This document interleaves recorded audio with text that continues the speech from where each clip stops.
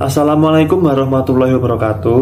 Perkenalkan, nama saya Raditya Wisnuwardana selaku Ketua Kelompok 6. Saya di sini akan membuka hasil presentasi tentang kelompok saya dengan bab Metallurgy and the Chemistry of Metal. Pertama-tama saya akan memperkenalkan anggota kelompok saya terlebih dahulu. Yang pertama ada saya sendiri, yang kedua ada Raihan Kolbi, yang ketiga ada Muhammad Zaki Syahman, yang keempat ada Maulana Azril, dan yang kelima ada Muhammad Alimun Syarif. Di sini chapter 1 akan dijelaskan oleh saya sendiri, chapter 2 akan dijelaskan oleh Muhammad Alimun, chapter ketiga akan dijelaskan oleh Raihan, chapter 4 dan 6 akan dijelaskan oleh Zaki, chapter 5 dan chapter 7 akan dijelaskan oleh Maulana Azril. Chapter yang pertama yaitu definisi dan occurrence of metal. Logam atau metal adalah material atau sebuah unsur senyawa atau paduan yang biasanya keras, tak tembus cahaya, berkilau, dan memiliki konduktivitas listrik dan termal yang baik. Logam umumnya dapat ditempa atau ditekan permanen hingga berubah bentuk tanpa patah atau retak, juga fusibel atau bisa dilelehkan, dan ulet, dapat ditarik hingga membentuk kawat halus. Sekitar 91 dari 118 unsur dalam tabel periodik adalah logam, sisanya adalah non-logam atau metaloid. Beberapa unsur menunjukkan sifat baik logam dan non-logam sekaligus.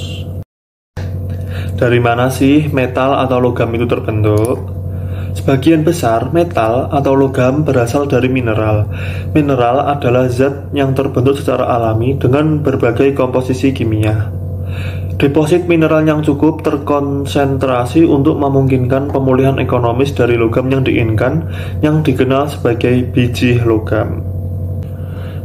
Mineral adalah suatu bahan atau unsur kimia atau gabungan beberapa unsur kimia sebagai hasil proses alam, bersifat homogen dan mempunyai susunan atau rumus kimia tertentu.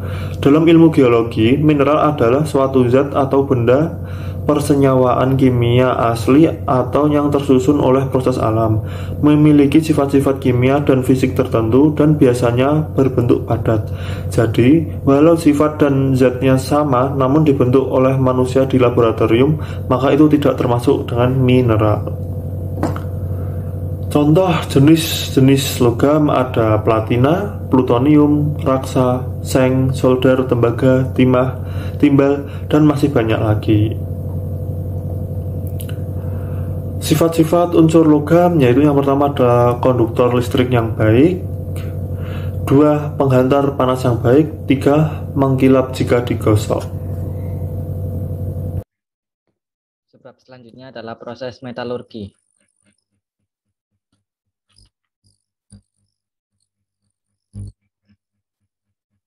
Apa sih metalurgi itu? Metalurgi adalah salah satu bidang ilmu dan teknik bahan yang mempelajari tentang perilaku fisika dan kimia dari unsur-unsur logam, senyawa-senyawa antar logam, dan paduan-paduan logam yang disebut alai atau lakur. Sifat unsur metalurgi sendiri adalah 1. Kuat dan keras, kecuali natrium dan raksa. Yang kedua, dapat ditempa dan diregangkan. Yang ketiga adalah konduktor listrik dan panas yang baik. Dan yang keempat, mengkilap jika digosok. Berikut adalah proses metalurgi logam.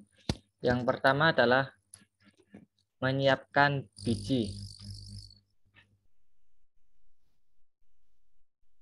Mineral dipisahkan dari limbah material untuk mendapatkan bijinya dengan cara yang pertama bisa menggunakan flotasi.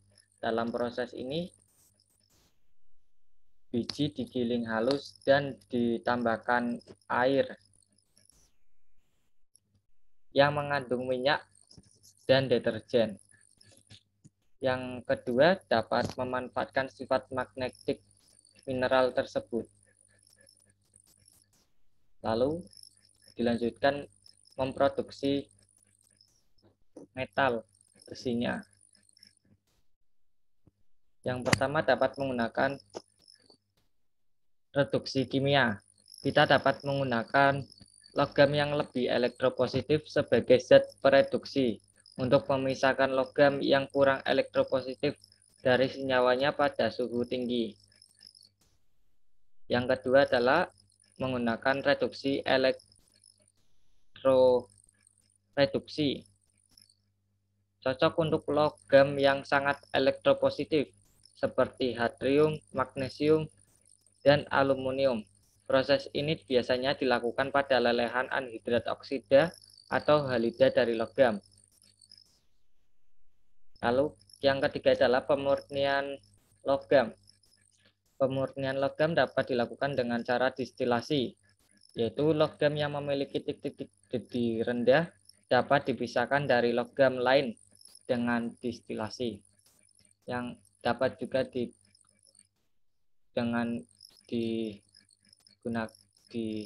dengan dimurnikan dengan elektrolisis dan zone refining. Ini adalah metalurgi dari besi. Besi dipanaskan untuk dipisahkan dari limbah materialnya dan mendapatkan besi murninya. Dan ini adalah steel making atau baja. Di sini menggunakan proses oksigen atau proses oksidasi untuk memisahkan limbah materialnya dengan baja tersebut.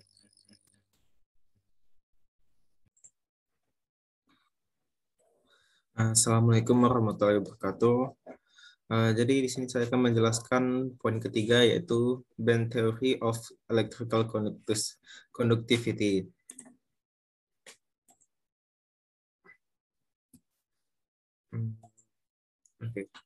Jadi band theory atau yang biasa kita sebut teori pita disebut demikian itu dikarenakan ia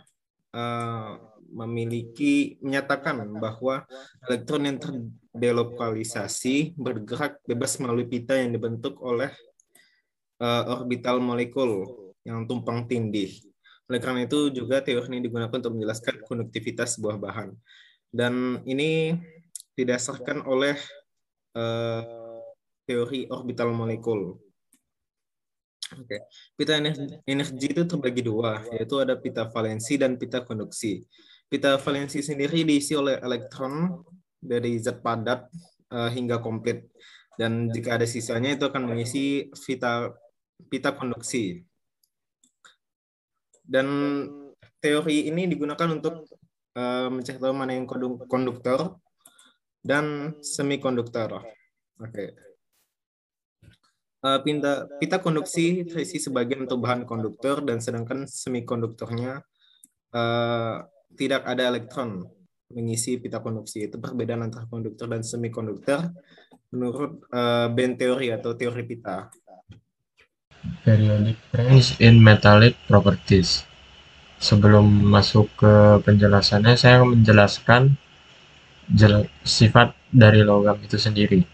Yang pertama ada tampak berkilau, lalu padat, bentuknya padat pada suhu ruangan dengan pengecualian merkuri, konduktor panas dan listrik yang baik, lalu mudah dibentuk dan ulet, bisa dijadikan kawat.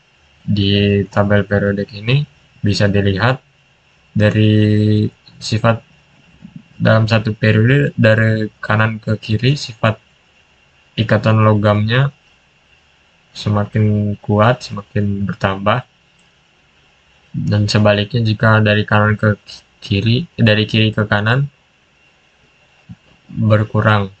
Lalu di sini dari kanan ke kiri elektronegativitasnya berkurang, dari untuk sifat dari pergolongannya dari atas ke bawah itu ikatan logamnya bertambah kuat dan elektronegativitasnya bertambah lemah. Pada umumnya, logam memiliki elektronegativitas yang rendah. Mereka cenderung membentuk kation dan hampir selalu memiliki bilangan oksidasi positif dalam senyawa. Namun, berilium dan magnesium dalam golongan 2A dan logam dalam golongan 3A dan seterusnya juga membentuk senyawa kovalen. Yang nomor 5 yaitu alkali metal.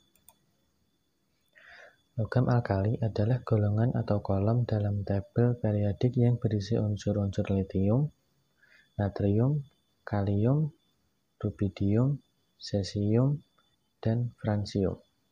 Logam-logam alkali memiliki sifat-sifat yang sangat mirip.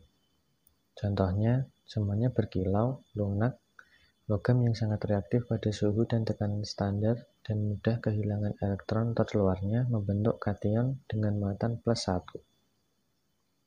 Semua logam alkali mudah dipotong menggunakan pisau karena lunaknya, menampakkan kilau permukaannya yang cepat memudar di udara karena oksidasi oleh uap air dan oksigen atau nitrogen khusus untuk litium.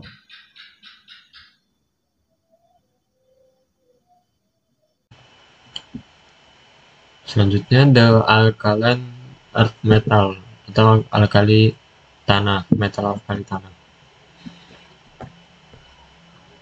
Logam alkali tanah adalah 6 unsur kimia dalam golongan 2A pada tabel periodik. Mereka adalah berilium, magnesium, kalsium, strontium, barium, dan radium. Unsur-unsurnya memiliki sifat yang sangat mirip. Mereka semua adalah logam berkilau, putih keperakan, agak reaktif pada suhu dan tekanan standar. Secara struktural, mereka memiliki kesamaan yaitu kelopak elektron S terisi penuh.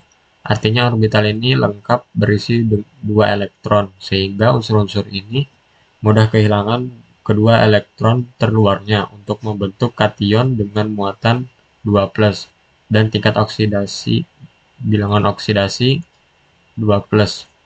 Untuk penjelasannya, di sini akan ditekankan untuk unsur magnesium dan kalsium. Sebelumnya magnesium itu memiliki sifat kimia adalah perantara antara berilium dan unsur-unsur golongan 2A yang lebih berat.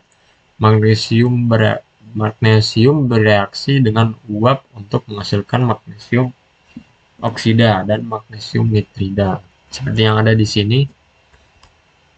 Jadi 2 magnesium ditambah oksigen akan bereaksi menjadi magnesium oksida, dan magnesium bereaksi dengan nitrogen jadi magnesium nitrida. Jika dilarutkan ke dalam air, magnesium akan bereaksi dengan sangat lambat untuk menghasilkan magnesium hidroksida. Seperti pada persamaan reaksi ini. Jadi magnesium oksida ditambah air atau H2O akan menghasilkan magnesium hidroksida. Lalu selanjutnya adalah kalsium. Kalsium lebih lembut dari magnesium. Logamnya menjadi lebih lunak. Meskipun logam ini lebih keras dari logam alkali, kalsium juga mengkilap dan cair. Lalu kalsium bereaksi dengan air untuk menghasilkan kalsium hidroksida tambah hidrogen. Atau bisa juga menggunakan kalsium karbonat untuk menghasilkan kalsium oksida ditambah CO2. Lalu direaksikan dengan air, kalsium oksida direaksikan dengan air akan menjadi kalsium hidroksida. Selanjutnya yang ketujuh yaitu aluminium. Yang pertama ada aluminium sulfat. Ini terdapat suatu golongan senyawa yang disebut alum atau M+, M3+, SO42- dikali 2, 12H2O seperti aluminium itu sendiri. KAl atau SO42, 12H2O mineral aluminium satu-satunya larut dalam air. Yang kedua ada aluminium halida. Aluminium halida menyusun suatu seri yang menarik. Aluminium fluorida melebur pada 1290 derajat Celcius.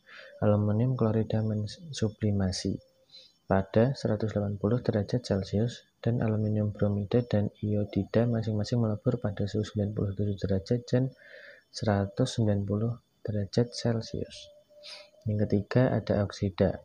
Aluminium berwarna putih ini namun dapat diwarnai dengan penambahan Cr2O3 atau Fe2O3.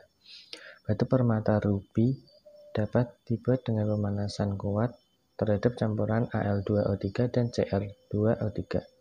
Batu rubi adalah batu yang sangat keras dan digunakan sebagai batu permata dan pada arloji serta peralatan. Jadi, batu rubi adalah satu campuran oksida, sedangkan sapphire biru adalah bentuk campuran oksida lainnya yang mengandung sejumlah kecil Fe2+ dan Ti4-. Mineral spinel MgAl2O4 adalah oksida campuran lainnya. Sekian yang dapat kami sampaikan, kurang lebihnya mohon maaf. Wassalamualaikum warahmatullahi wabarakatuh.